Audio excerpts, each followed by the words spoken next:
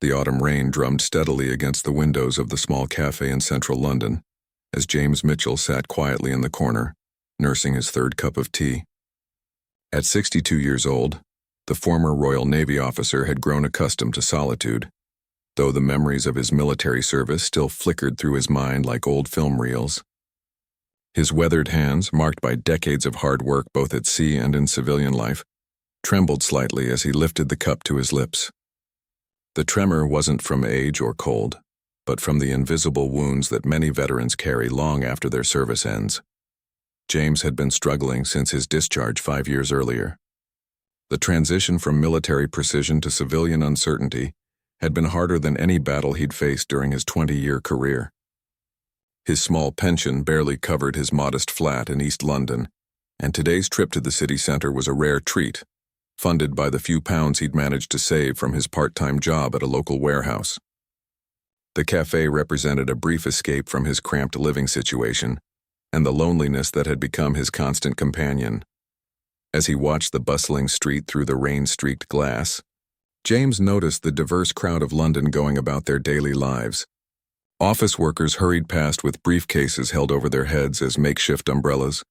Tourists consulted soggy maps, and street performers packed up their instruments to wait out the weather. The normalcy of it all provided him with a sense of peace he rarely experienced anymore. This simple moment of observation, of being part of the world without having to actively engage with it, had become one of his few pleasures. The cafe's warmth contrasted sharply with the gray October afternoon outside. Steam rose from coffee cups throughout the small establishment, creating a cozy atmosphere that reminded James of the mess halls aboard naval vessels, though considerably quieter and more refined. He'd chosen this particular spot because it was affordable and because the elderly Italian owner, Mrs. Rossi, always greeted him with genuine warmth, asking about his day without prying into his personal struggles. Her kindness was a small light in what had become an increasingly difficult period of his life. James glanced at his watch and realized he'd been sitting there for nearly 2 hours, longer than he'd intended. The warehouse job required him to be back by 4 o'clock for the evening shift, and the journey across London on public transport would take at least 45 minutes. He began gathering his few belongings, a worn leather wallet, a small notebook where he occasionally jotted down thoughts, and his father's old compass, which he carried everywhere as a reminder of the family's long naval tradition.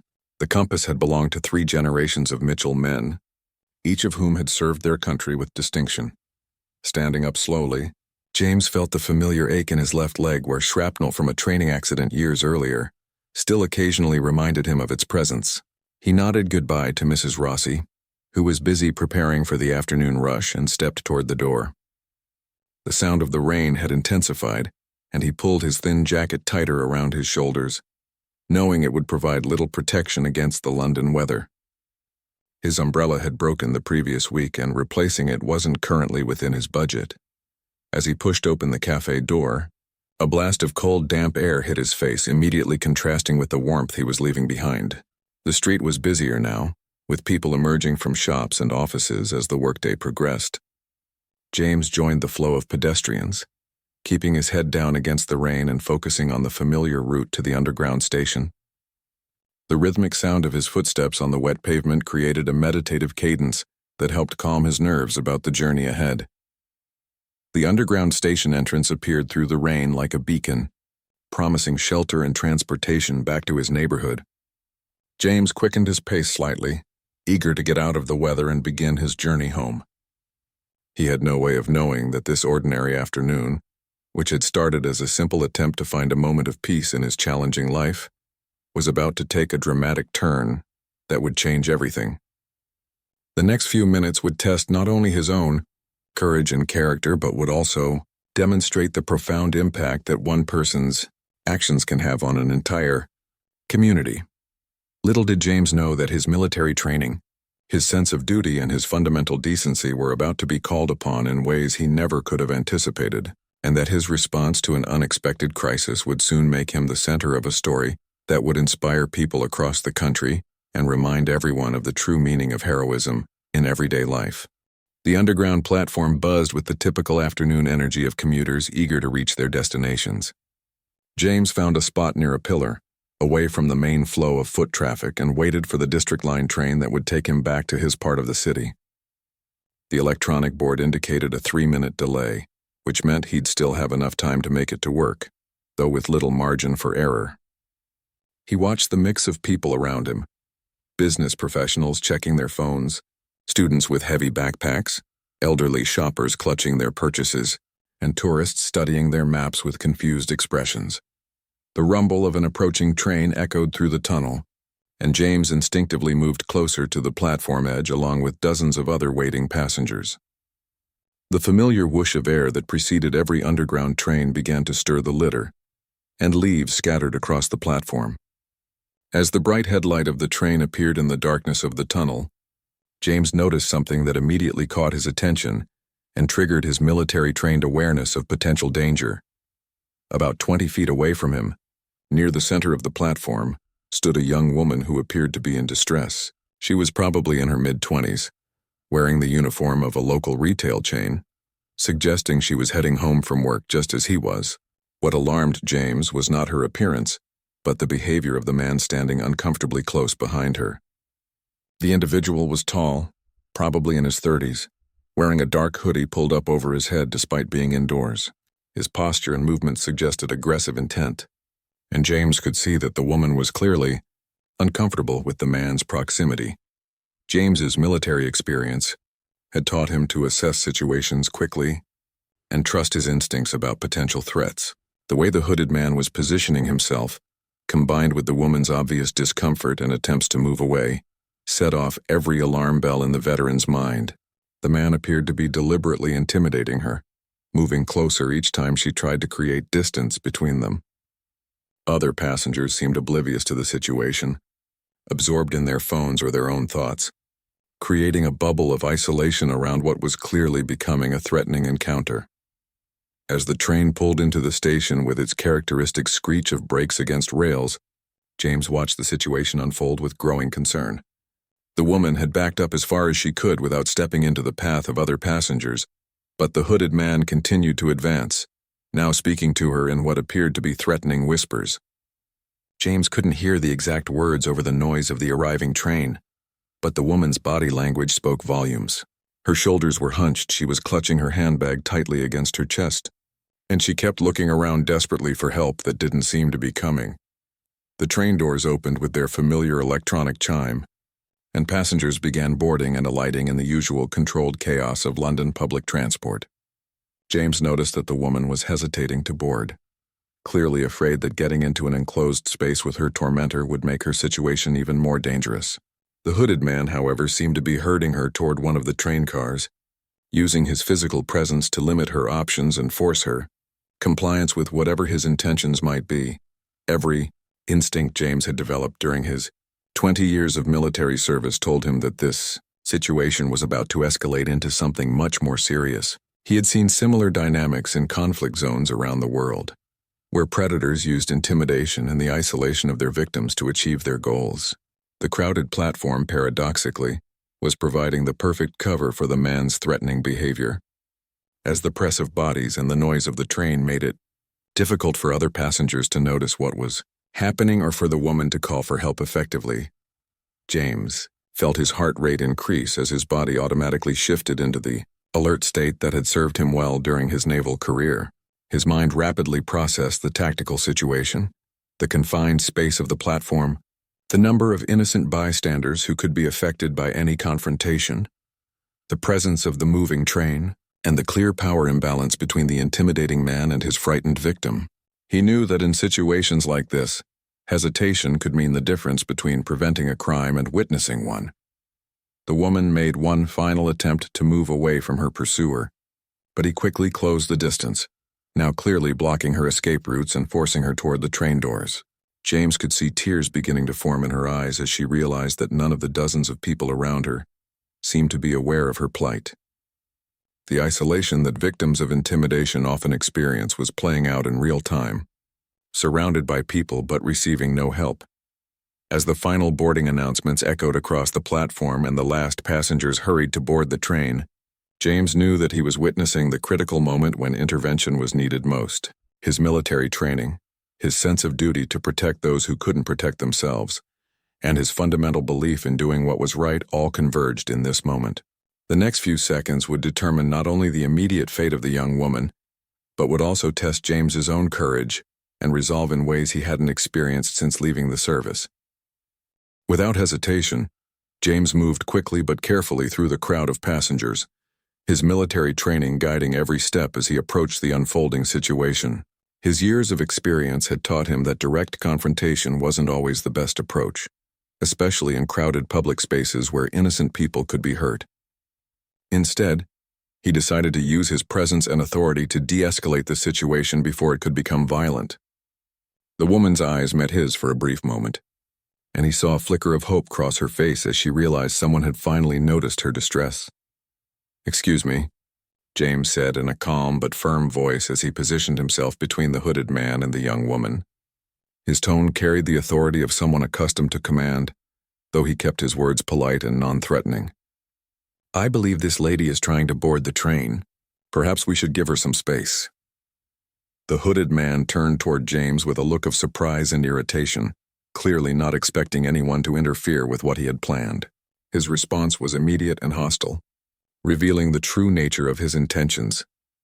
"Mind your own business, old man," the younger man snarled, his voice carrying a menacing edge that confirmed James's worst suspicions about the situation. "This doesn't concern you." The threatening tone and aggressive posture left no doubt that this individual had been planning something harmful. James could see the calculating look in the man's eyes as he sized up this unexpected obstacle to his plans. The woman used this moment of distraction to take a step back, putting more distance between herself and her tormentor. James stood his ground, drawing upon decades of experience in dealing with hostile individuals in high-stress situations. "Actually, it does concern me," he replied calmly, his voice carrying the quiet confidence of someone who had faced far more dangerous threats than this street bully. "We're all just trying to get home safely today. I suggest you back off and find your own car to board." His posture remained relaxed but ready, a stance he had perfected during his military career when dealing with potentially violent confrontations. The hooded man's response escalated quickly, revealing the violent intentions that had been simmering beneath his intimidating behavior. "You want to play hero, Grandpa?" he sneered, reaching into his jacket pocket in a motion that immediately put James on high alert. "Maybe you need to learn to stay out of things that don't concern you." The threat was clear, and James's military instincts kicked into full gear as he assessed the potential weapons the man might be carrying and calculated the best response to protect both himself and the innocent woman. What happened next surprised everyone on the platform, including the aggressive young man who had clearly underestimated the person he was now threatening. From seemingly nowhere, a commanding voice cut through the noise of the busy station like a sword through silk. "Stand down immediately!" The voice carried such authority and power that conversation stopped. Heads turned, and even the threatening individual froze in place. The source of the command was a tall figure in the distinctive red tunic and bearskin hat of a Coldstream guard, who had apparently been traveling off duty and witnessed the entire confrontation. Sergeant Major William Thompson of the Coldstream Guards had been returning from a ceremony at Buckingham Palace when he noticed the situation developing on the platform. His trained eye had immediately assessed the threat level and recognized a fellow veteran in James's bearing and response to the crisis. The Coldstream Guards, one of the oldest and most prestigious regiments in the British Army, are known for their discipline, honor, and unwavering commitment to protecting others. Seeing a veteran being threatened by a common thug was something that demanded immediate action. "You will step away from these civilians now," Sergeant Major Thompson commanded, his voice carrying the weight of centuries of military tradition and authority. His imposing presence in full ceremonial uniform created an immediate shift in the dynamics of the confrontation.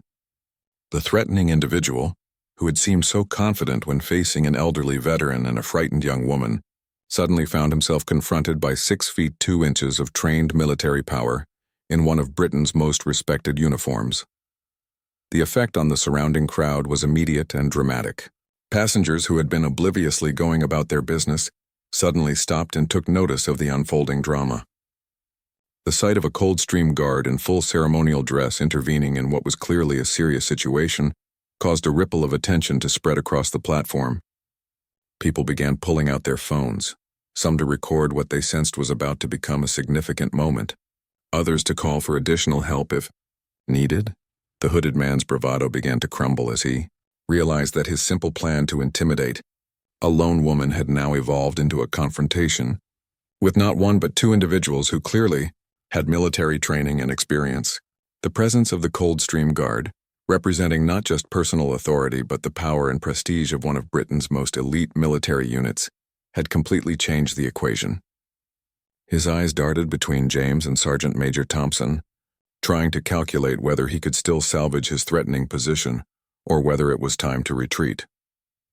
The young woman, meanwhile, had managed to move several steps away from her original position and was now standing near a group of other female passengers who had instinctively moved to provide her with protection and support. The intervention of James and the arrival of the Coldstream Guard had given her the opportunity to escape from the immediate threat, though the situation was far from resolved. The next few moments would determine whether this confrontation would end peacefully or escalate into something that could put everyone on the platform at risk. The confrontation reached its critical moment as the hooded man, now cornered and facing two military veterans, made the fatal mistake of letting his anger override his judgment. Instead of backing down and walking away, he decided to escalate the situation by revealing the knife he had been concealing in his jacket pocket. The sight of the blade glinting under the platform's fluorescent lights sent a collective gasp through the nearby passengers, and several people began backing away from what had suddenly become a genuinely dangerous situation. "I don't care what uniform you're wearing," the man snarled, holding the knife in a threatening position while his eyes darted between James and Sergeant Major Thompson. "Both of you old soldiers can back off, or someone's going to get hurt." His voice had taken on the desperate edge of someone who realized his simple plan had gone completely wrong, but was too proud or too stupid to admit defeat. The presence of the weapon transformed what had been a case of intimidation and harassment into a potential assault with a deadly weapon. Sergeant Major Thompson's response was swift and professional, demonstrating why the Coldstream Guards are considered among the finest soldiers in the world. Without showing any sign of fear or hesitation, he stepped forward, his ceremonial uniform somehow making his authority even more imposing in this moment of crisis. "Son, you are now threatening a British veteran and civilians in the presence of Her Majesty's Guard," he said in a voice that seemed to echo with the power of centuries of British military tradition. "Put that weapon down immediately and we can end this without anyone getting hurt." The crowd on the platform had now formed a wide circle around the confrontation, with some passengers calling the police on their mobile phones, while others recorded what was clearly becoming a dramatic and potentially historic moment. The sight of a Coldstream Guard in full, ceremonial dress facing down an armed criminal in defense of ordinary citizens was the kind of scene that embodied everything the British public admired about their military traditions. Even in this tense moment, there was something deeply symbolic about the encounter that resonated with everyone present. James, meanwhile, had positioned himself strategically to protect the young woman and other nearby civilians while supporting the sergeant major's efforts to resolve the situation peacefully. His naval training had taught him the importance of coordinated action in crisis situations, and he instinctively understood his role in this confrontation. While the Coldstream Guard commanded the attention of the armed man, James was ensuring that innocent bystanders remained safe and that escape routes remained open if the situation deteriorated further. The armed man's resolve began to waver as he fully grasped the situation he had created for himself. What had started as a simple attempt to intimidate a lone woman had now placed him in direct confrontation with representatives of Britain's military establishment, in full view of dozens of witnesses, many of whom were recording his every move. The knife in his hand, which had seemed like a source of power moments earlier, now felt like evidence of his criminal intent that would undoubtedly lead to serious legal consequences. "This is your last chance," Sergeant Major Thompson continued, his voice remaining calm but carrying an unmistakable note of finality. "Drop the weapon and walk away or face the consequences of threatening British citizens and military personnel." Behind him, the sound of approaching sirens could be heard echoing through the underground tunnels, indicating that the police were responding to the emergency calls from concerned passengers. The net was closing around the would-be criminal, and everyone present could sense that the situation was reaching its conclusion. The psychological pressure on the hooded man was becoming overwhelming. He had expected to easily intimidate a frightened young woman and perhaps an elderly veteran, but instead found himself facing the combined authority of Britain's military tradition, the attention of dozens of witnesses, and the imminent arrival of law enforcement.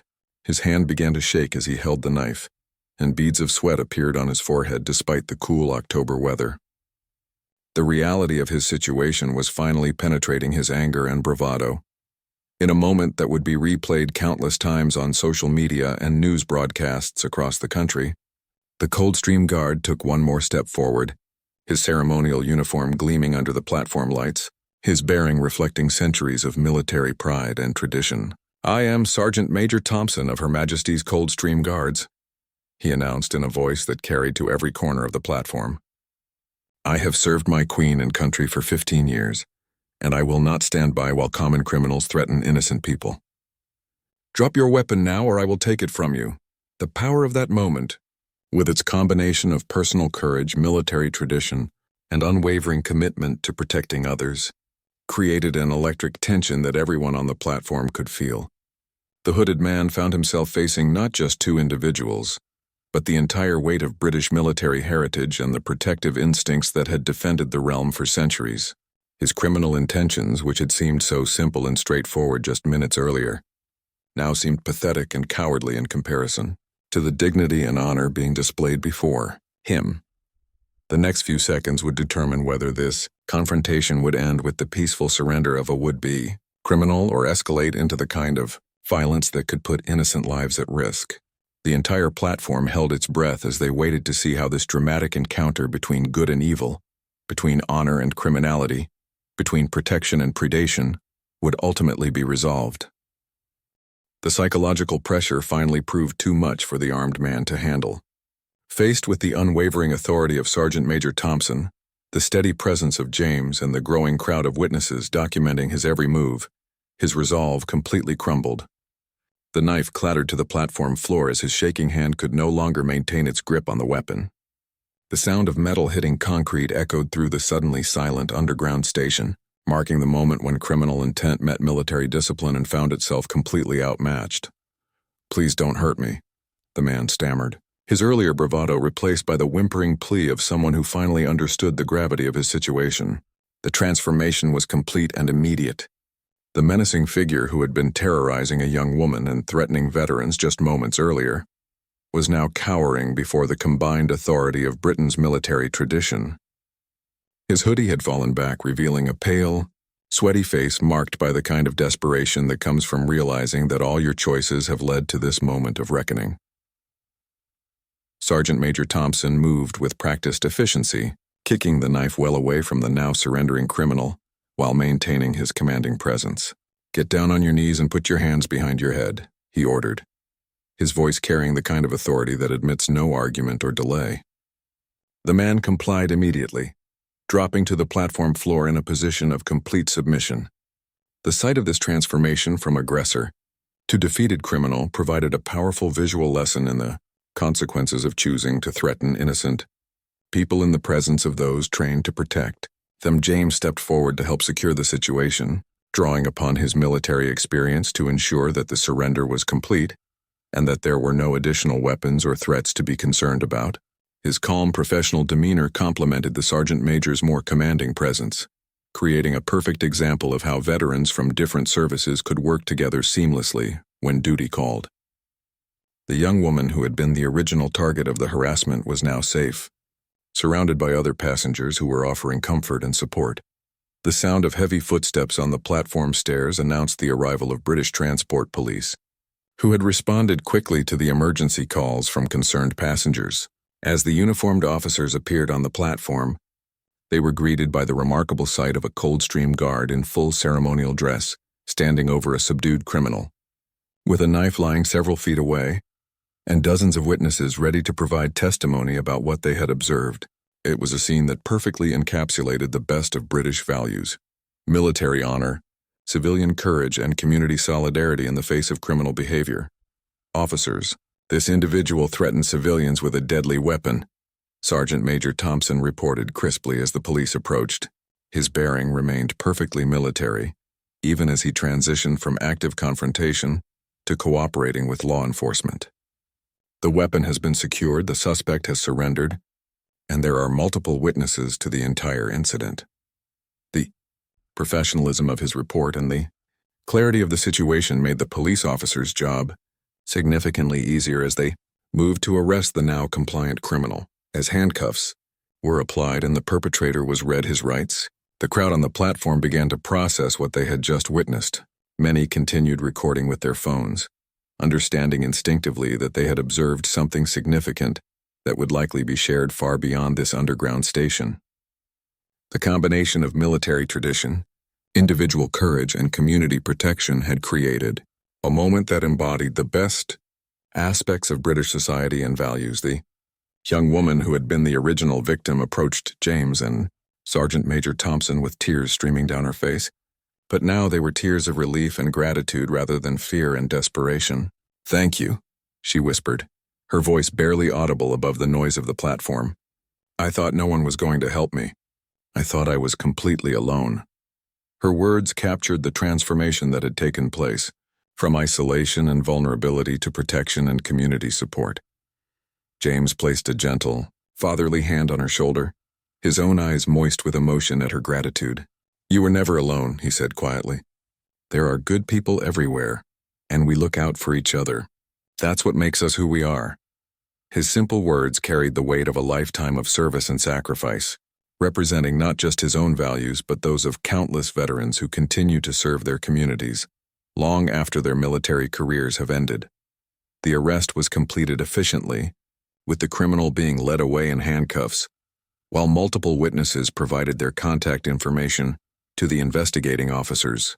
The knife was bagged as evidence and the immediate scene was secured. But the impact of what had occurred was just beginning to spread beyond the confines of the underground platform. Videos of the confrontation were already being uploaded to social media platforms, where they would soon reach audiences far beyond London and spark conversations about courage, military service, and the responsibility of ordinary citizens to protect one another. As the immediate crisis passed and normal platform operations began to resume, both James and Sergeant Major Thompson found themselves surrounded by grateful passengers, wanting to shake their hands and express their appreciation. The intervention had not only prevented a serious crime, but had also provided a powerful reminder of the values that bind communities together and the courage that can emerge when ordinary people are called upon to do extraordinary things. Within hours of the incident, videos of the confrontation had spread across social media platforms like wildfire, capturing the attention of millions of people around the world. The dramatic footage of a Coldstream guard in full ceremonial uniform facing down an armed criminal in defense of a veteran and an innocent woman struck a powerful chord with viewers who were hungry for examples of genuine heroism in an increasingly cynical world. The hashtag #Coldstream Courage began trending on Twitter, and news organizations across Britain and beyond began reaching out to witnesses and authorities for more information about the remarkable scene. The story resonated particularly strongly with the British public, who saw in Sergeant Major Thompson's actions a perfect embodiment of the military values and traditions they held dear.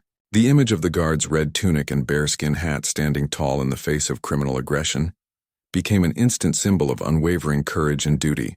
Comments poured in from serving military personnel, veterans, and ordinary citizens who praised both Thompson and James for their willingness to put themselves at risk to protect others.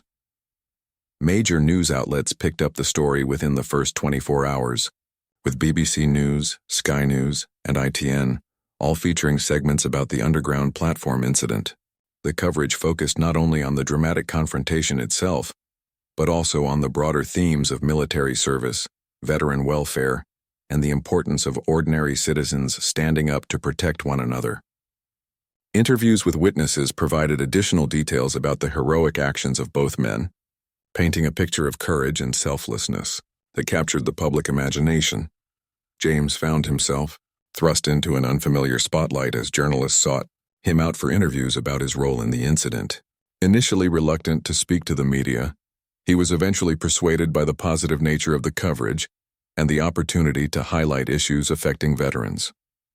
In his first television interview, conducted in the modest living room of his East London flat, he spoke quietly but eloquently about his motivations for intervening in the dangerous situation. "I didn't think about being a hero," James explained to the reporter, his weathered hands clasped in his lap. "I just saw someone who needed help and I couldn't walk away. That young lady was terrified and I have a daughter about her age. Any decent person would have done the same thing." His humble response to questions about his courage only enhanced the public's admiration for his actions, contrasting sharply with the self-promotion that often characterizes modern celebrity culture. Sergeant Major Thompson, speaking through official Ministry of Defense channels, emphasized the proud tradition of service members protecting civilians that the incident represented. "The Coldstream Guards have been defending the realm and its people for over 350 years, he stated in a prepared release. What happened on that platform was simply the latest example of that continuing commitment. We serve the Crown and the people, whether we're on duty at Buckingham Palace or traveling home on the Underground." The young woman who had been the original victim of the harassment also spoke publicly about her experience, though she requested that her full identity be protected. In an emotional interview with BBC Radio London, she described her terror during the initial confrontation and her overwhelming relief when James and then Sergeant Major Thompson intervened on her behalf. "I genuinely thought I was going to be hurt or worse," she said, her voice still shaking with emotion days after the incident. "These two men didn't know me, but they put themselves in danger to keep me safe. I will never forget their kindness and courage." The story gained additional poignancy when details emerged about James's personal struggles since leaving military service. Reports about his financial difficulties, his part-time warehouse job, and his battle with the isolation that many veterans experience added depth to the narrative and sparked conversations about how society treats those who have served their country. A crowdfunding campaign launched by grateful members of the public raised thousands of pounds to help improve his living situation and provide him with the support he deserved. The incident also prompted broader discussions about safety on public transport and the role that ordinary citizens can play in preventing crime. British Transport Police reported a significant increase in calls from passengers reporting suspicious behavior in the weeks following the Underground confrontation, suggesting that the visibility of the heroic actions had encouraged others to be more vigilant and proactive in protecting their fellow travelers. The ceremonial sword presentation ceremony held at Wellington Barracks drew hundreds of spectators and extensive media coverage. Both James and Sergeant Major Thompson were honored for their courage, with James receiving a special commendation from the Royal British Legion for his actions in defense of a fellow citizen. The ceremony provided a formal recognition of their heroism, while also celebrating the broader values of service and sacrifice that both men represented. The ripple effects of their actions continued to spread throughout British society, inspiring similar acts of courage and community spirit across the country. Stories emerged of other veterans stepping up to help in crisis situations, of ordinary citizens intervening to protect vulnerable people, and of communities coming together to support those in need. The Underground platform incident had become more than just a news story. It had become a catalyst for positive change and a reminder of the difference that individual courage can make in the world. The transformation in James's life was perhaps the most visible long-term impact of the incident. The financial support from the crowdfunding campaign allowed him to move to a better flat, and job offers from companies impressed by his character provided him with more stable employment and a renewed sense of purpose. More importantly, the recognition of his heroic actions helped him reconnect with his own sense of worth and dignity, addressing some of the psychological challenges that had made his post-military life so difficult. 6 months after the Underground platform incident, the lives of everyone involved had been fundamentally transformed in ways that none of them could have anticipated on that rainy October afternoon. James Mitchell, who had begun that day as a struggling veteran barely making ends meet, found himself at the center of a national conversation about courage, service, and the treatment of military veterans in modern Britain. The financial support from the public had allowed him to not only improve his living conditions but also to become an advocate for other veterans facing similar challenges. The veteran had accepted a position with the Royal British Legion as a community outreach coordinator, using his newfound public profile to draw attention to the issues facing former service members transitioning to civilian life. His humble apartment had been replaced by a comfortable flat with proper heating and modern amenities. But more importantly, his sense of isolation had been replaced by a network of support and purpose that gave his life renewed meaning. Speaking engagements at schools, community centers, and military events provided him with opportunities to share his story and inspire others to act with courage when faced with injustice. Sergeant Major Thompson continued his distinguished service with the Coldstream Guards, but the incident had elevated his profile within military circles and beyond. He had been invited to speak at military academies and leadership conferences about the importance of maintaining military values in civilian contexts and the responsibility that service members have to protect their communities, both in and out of uniform. The incident had become a case study in military training programs about the proper application of authority and the de-escalation of potentially violent situations. The young woman whose harassment had triggered the entire chain of events had also experienced profound changes in her life. The trauma of the initial incident had been balanced by the overwhelming support she received from the community and the powerful demonstration that there were people willing to protect her. She had started volunteering with organizations that support victims of harassment and assault, using her experience to help others who found themselves in similar situations. Her testimony about the incident had become a powerful tool for raising awareness about the prevalence of harassment in public spaces. The criminal who had initiated the confrontation received a substantial prison sentence for assault with a deadly weapon, making terroristic threats and attempted kidnapping. The clear video evidence from multiple witnesses, combined with the testimony of two highly credible military veterans, made his conviction inevitable. The case had become a model for how swift, coordinated action by courageous citizens could prevent serious crimes and ensure that perpetrators faced appropriate consequences for their actions. The broader impact of the incident continued to ripple through British society in ways both large and small. The transport police reported measurable improvements in passenger safety and confidence on the underground system, attributing much of the positive change to increased vigilance among passengers who had been inspired by the actions of James and Sergeant Major Thompson. The See It, Say It, Sorted campaign gained renewed effectiveness as more people felt empowered to report suspicious behavior and intervene when appropriate. Schools across the country began incorporating the underground incident into their citizenship education programs, using it as a real-world example of how ordinary people can make extraordinary differences in their communities. The story provided teachers with a powerful tool for discussing concepts of moral courage, civic responsibility, and the importance of standing up for those who cannot protect themselves. Children wrote essays about what they would do in similar situations, and many expressed aspirations to serve their communities in various capacities. The military recruitment offices reported increased interest from young people, citing the Coldstream Guard incident as inspiration for their desire to serve. The visible demonstration of military values in action had reminded the public of the noble traditions of service that the armed forces represent. Sergeant Major Thompson found himself featured in recruitment materials. Though he remained characteristically humble about his role as a symbol of military excellence and dedication, veterans organizations across Britain experienced a surge in both membership and public support following the incident. The story had highlighted not only the courage that veterans can display, but also the challenges they often face in civilian life.